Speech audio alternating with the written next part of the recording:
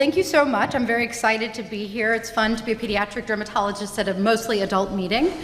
So let's talk about pain and anesthesia. This is a very important topic, primarily, especially in children, where pain, really is a big deal, especially if we're doing it without their assent. Here are my conflicts of interest. So how did we get here? What is the controversy in terms of general anesthesia? So there was data in animal studies about the neurotoxicity of anesthetics, particularly in developing animals. And this led to several FDA meetings, and then the one of note that I have here is from 2016, where a drug safety communication was sent out, and that warned about GA and sedation in the use in children less than 3 and pregnant women.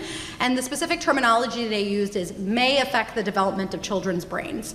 And this unleashed a lot of research in the anesthesia community, and I'm going to talk about a few of those studies briefly to kind of set the stage for my practice. So the MASK study here looked at unexposed children, those with single anesthesia exposure and those with multiple anesthetic exposures.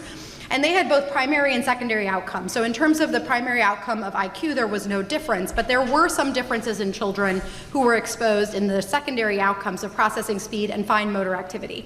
The point here is not any of that. The point here is for you to look at how long these children were exposed to set in context what it means to be exposed multiply to anesthesia. So in this particular study, as I noted here, these children received more than 2 hours of anesthesia. And when you look and actually dig into the data, there's only one child in the multiply exposed group who had less than 30 minutes of anesthesia. So keep those numbers in your mind when you're thinking about what we're going to show. There's also something called the GAS study. In this case, they looked at children undergoing hernia surgery throughout the world and looked at the difference between those that had single short exposures versus single exposure versus regional anesthesia. And again, primary outcome of IQ was fine, but they showed some differences in the secondary outcomes. But more importantly, again, how long were they talking about? They lasted on average 60 minutes. And then this PANDA study was interesting because they actually did a prospective sibling cohort, and in a lot of these they actually looked at neuropsych testing. And again, what was the time that they were looking at? 66 minutes. So is this really something we can draw on for laser in children? I'm not so sure. I work at Children's National Hospital, which is a wonderful quaternary standalone children's hospital in Washington, D.C., and we do, as you can see here, quite a lot of laser both in the clinic and in the OR. This is just in a 1-year time period. So just to get it off the bat, laser under local anesthesia is still a workhorse. I don't think anyone's here to debate that. Here you can see children who we put eye shields in and treat, how we wrap them and swaddle them and so on. So this remains the workhorse, in particular for infants and older children that can assent. And we involve parents in a holding. This is very important. If you're going to treat children, that you understand child life principles, how to make it as comfortable as possible, and have their parents involved, and how you can treat them safely, protecting their eyes. If you can't treat them safely, you should not be treating them. Now let's get into the meat of this talk. Who is a candidate for the OR in my practice? So for any child greater than 1, it's at least a consideration. Any child who cannot tolerate clinic laser, that's a very broad group, so we could talk about that more in question time, what that means. If they need an intraocular shield and I cannot place one safely in the clinic. If it's a very large surface area and there's severe pain, we need to have proper pain control. And you may ask, who isn't? Well, comorbidities are okay. However, you have to be controlled. So if you have Sturge-Weber and you have well-controlled seizures, that's fine. And there are some exceptions. So we treat in an ambulatory surgical center. I don't do the main OR currently where we can treat more complex patients. And because of that, there are certain restrictions such as BMI and complex comorbidities that would exclude you. This is our method. So we have a pediatric anesthesiologist for each patient. The parent actually comes back for the induction. They are physically with their child as they're going to sleep with mask induction. We use sevoflurane. We do not place an IV almost ever, and we do many cases in about 4 hours. I do 8 to 10 cases with very high patient satisfaction. I did an analysis of those patients that I told you from the past year, and this is, in terms of time under general anesthesia, the average for all patients is 5 minutes and 6 for the younger ones. However, look at the range. The majority of cases, if you were to exclude outliers, they're actually about 1 to 2 minutes, okay? The longer cases tend to be children who have literally 80% of their body surface area covered in port wine stain. So when I publish this, we're going to control for size looking at pulse count. How about number of procedures? Because the issue was how about the multiply exposed children. So the older children on average had more procedures, and there's a large range here.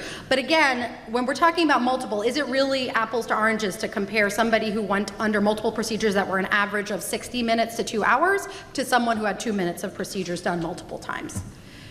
In terms of how we deliver the anesthesia, the vast majority, as I noted, are delivered via mask. There are only a few with LMA, and there are reasons for that that we could talk about afterwards. And IVs are quite rare, and when we do place IVs, it's often not for dermatologic reasons. So if the children need concomitant labs to be drawn and we don't want to make them feel pain, we'll place the IV and draw the labs off of that. If they're also going to undergo an exam for something else, like an eye exam, sometimes they get ear tubes, then they're going to combine the surgeries. They're really getting the IV for the other procedure, not me. Nausea is a significant concern, so older children tend to get more nausea with gas, so they require IVs. If we're doing CO2, I place an IV for pain. And if they have some risk factors such as seizures, even though if it's well controlled, we may place an IV just to be safe. We see quite a lot of people with vascular syndrome, Sturge-Weber, FACE, PIK3CA, and so on, which is, I think, interesting.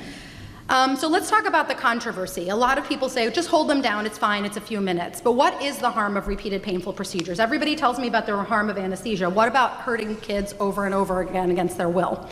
So we know that undertreated pain leads to avoidance of medical care. We know that pain can actually cause neurologic damage in rat models, because we started with animals for what anesthesia does. It does the same thing. Pain does this in rat models, and in humans, we know that neonatal pain, especially these babies in the NICU that get repeat painful procedures, have poorer outcomes. And it's interesting, there are models, if you look at this paper I cited here, about how this changes your neurologic pathways related to pain if you undergo repeated painful procedures in life. So that's not to say that it's wrong. Obviously, I told you I treat infants in the clinic. We do use topical lidocaine, and we do make it as quick as possible, but you really have to think about a balance of pain, a balance of what it is to cause pain versus to treat the pain properly. So to complete my talk here, it was my point to take on the benefits. That is not me. It was my role here to talk about the benefits of anesthesia, and I think this child illustrates that best. She loves to come for her procedure. She actually wrote a book for school called The Great Surgery, and apparently that says, finally a break. Her with her port wine birthmark there. And her procedures take about a minute, and she treat her comfortably, and she has a really good experience with medical care. She loves to come in, she loves to take pictures. And that's not a reason to do anesthesia, but it just tells you what it is. When we treat children comfortably, they have a good relationship with the healthcare system for life. So with that, I'll step down and take questions at the end. Thank you.